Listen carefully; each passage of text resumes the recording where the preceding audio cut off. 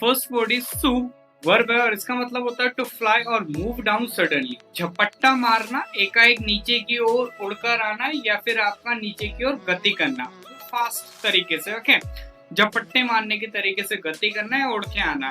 Okay, dive और pounce इसके synonym से, एसेंड और राइज का अपोजिट हो गया।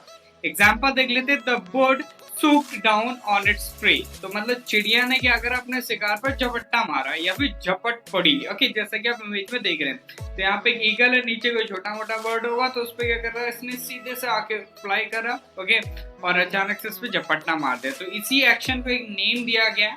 ओके, और उस वर्ड, इसी एक्शन को एक वर्ड दिया गया, उस वर्ड को हम क्या कहते हैं, सू। नेक्स्ट है आपका फ्रेजल वर्ब, ये है आपका फाइट ऑफ, इसका मतलब होता है defend oneself against an attack by someone और समथिंग, किसी या किसी चीज के हमले से अपना बचाव करना। ओके, एग्जांपल देखिए, girls should be trained in self defense so that they can fight off any molesters and eve teasers, तो लड़कियों को आत्मरक्षा में क्या करना चाहिए, प्रशिक्षित किया जाना चाहिए ताकि वे किसी भी छेड़छाड़ या किसी भी छेड़खानी करने वाले लड़के से बच सकें, मुंह तोड़ जवाब दे सके वहां पे। ओके, नेक्स्ट जो वर्ड है वो आपका कैप, ये वर्ब है, इसका मतलब होता है टू सेट बाउंड्स और एन अपर लिमिट फॉर, समझो, तो सीमा या ऊपरी सीमा निर्धारित करना। लिमिट और रेस्ट्रिक्ट इसके क्या सिनोनिम से, एक्सीड बढ़ा देना, इसका अपोजिट हो गया। एग्जाम्पल देखिए, the senator will propose a bill to cap prices for home heating oil, तो जो सीनेटर है ना, उनने क्या करा, घर में गर्म करने वाले तेल की कीमतों की सीमित, मतलब उनको तेल की जो कीमत होंगी उनको सीमित करने के लिए क्या करा, एक बिल प्रस्तावित करा। ओके, प्रस्ताव करा। तो कैप मतलब होता है कोई लिमिट कर देना किसी चीज को। ओके, लिमिट सेट कर देना, हाँ भाई 10 रुपए ही इसकी लिमिट रहेगी, इससे ज्यादा नहीं जाएगा, समझो। नेक्स्ट है आपका फील फॉर, इसका मतलब होता है to have sympathy for, pity for someone. Okay, मतलब इसका मतलब क्या है, किसी के लिए सहानुभूति या दया होना है, दया की भावना होना या फिर दया करना। ओके, तो सिंपैथी और पिटी, समझो। एग्जांपल देखो, I feel deeply for you but there is nothing I can do to help, तो मैं आपके लिए गहराई से महसूस करता हूँ, ओके, या फिर कर रहा हूँ, लेकिन ऐसा कुछ भी नहीं है वे जो मैं आपकी मदद करने के लिए कर सकता हूँ। नेक्स्ट है आपका एम्पलीफाई वर्ब, इसका मतलब होता है to add details to something in order to explain it more fully, तो विस्तृत व्याख्या करना या फिर विस्तार में कोई चीज कहना। एक्सपेंड, डेवलप इसके सिनोनिम्स है, शॉर्टन और एब्रिज इसका अपोजिट हो गया। एग्जांपल देखिए, अ funeral can amplify the feelings of regret and loss for the relative, तो एक अंतिम संस्कार क्या होता है आपका, रिश्तेदारों के लिए खेद और हानि की भावनाओं को बढ़ा सकता है। नेक्स्ट जो वर्ड है, अच्छा ये आपका फ्रेजल वर्ब है, दैट इज फॉल बिहाइंड, इसका मतलब होता है to fail to do something last enough और on time. Okay, fast enough और ऑन टाइम, तो पर्याप्त तेजी से या समय पर कुछ करने में विफल होना। एग्जाम्पल देखिए आपका, he was ill for 6 weeks and fell behind with his school work, तो वह क्या आपका 6 हफ्ते से बीमार था और वो क्या गृह कार्य जो उसको होमवर्क मिला था ना, उसको तेजी से या फिर टाइम पे नहीं कर पाया, तो फॉल बिहाइंड होता है। नेक्स्ट आपका एक्सपेल वर्ब, इसका मतलब होता है to force somebody to leave a country, school और क्लब एटसेट्रा, तो देश, स्कूल आदि से निकाल बाहर करना, किसी को निष्कासित करना। इजेक्ट और बैनिश सिनोनिम्स हैं, रिसीव और टेक इसका अपोजिट हो गया। एग्जाम्पल देख लो, the government has expelled all foreign journalist. Okay, तो सरकार ने क्या करा, सभी जो विदेशी पत्रकार थे ना उनको निष्कासित कर दिया, भाई जाओ तुम अपने अपने घर जाओ। नेक्स्ट आपका ईडियम है, दैट इज ईडियम और फ्रेज है to cut a sorry figure, इसका मतलब होता है present oneself in a bad way, खुद को खराब तरीके से पेश करना।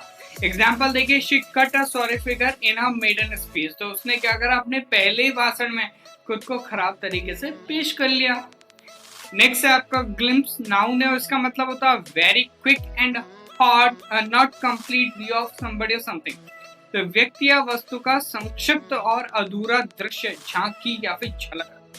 ग्लैंस और लुक इसका सिनोनिम से, एग्जांपल देख लिया, I just managed to catch a glimpse of the fox tail as it ran down a hole, तो मैं लोमड़े की पूंछ की झलक ही पा सका, ओके, और झलक पाने में कामयाब रहा क्योंकि वो क्या छेद से भाग गई भाई नीचे को। नेक्स्ट है आपका हार्ड एंड फास्ट, ईडियम है, फ्रेज है, बेसिकली एडजेक्टिव की तरह यूज होता है। इसका मतलब होता है स्ट्रिक्ट, सख्त। एग्जाम्पल देखिए आपका, there are no hard and fast rules about that, तो इसके बारे में कोई सख्त नियम नहीं है भाई। नेक्स्ट है आपका वर्ड है स्टैश, वर्ब, इसका मतलब होता है store something safely okay in a hidden और सीक्रेट प्लेस, तो कुछ सुरक्षित रूप से किसी छिपी या गुप्त जगह पर स्टोर करना, रखना। स्टॉक पाइल, स्टोर, सिनोनिम से डंप और डिच इसके अपोजिट्स ओके। एग्जांपल देख लो, their wealth had been stashed away in Swiss bank okay, तो उनकी जो संपत्ति है ना स्विस बैंकों में जमा कर दी गई है ओके सीक्रेट प्लेस में, ताकि कोई छेड़छाड़ ना कर सके। नेक्स्ट है आपका ब्रिंग टू लाइट, ये फ्रेज है लाइट का, इसका मतलब होता है मेक वाइडली नोन और एविडेंट, व्यापक रूप से ज्ञात या स्पष्ट करना या स्पष्ट होना।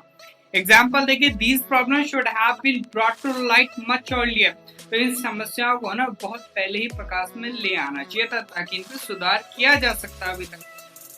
नेक्स्ट है आपका मिटिगेट, वर्ब, इसका मतलब होता है to make something less serious, painful और we can say unpleasant okay, तो किसी बात की गंभीरता, पीड़ा या फिर अरोचकता को क्या करना, कम करना। एलिविएट, रिलीव इसके सिनोनिम से इम्पेयर और हार्म इसका अपोजिट हो गया। एग्जाम्पल देख लो, it is unclear how to mitigate the effects of tourism on the island okay, तो यह स्पष्ट नहीं है कि द्वीप पर पर्यटन के प्रभाव को कैसे कम किया जाए भैया। नेक्स्ट आपका स्टेटमेंट है, वन वर्ड है, दैट इज अ लेटर, एक पत्र, उसको हम कहते हैं आपका ऑफिशियल, नाउन ने ध्यान रखिएगा। एग्जाम्पल देखिए आपका, many thanks for your lengthy epistle which arrived in this morning's post okay, तो आपके लंबे से पत्र के लिए बहुत बहुत धन्यवाद भैया ओके, जो आज सुबह ही पोस्ट में आया है।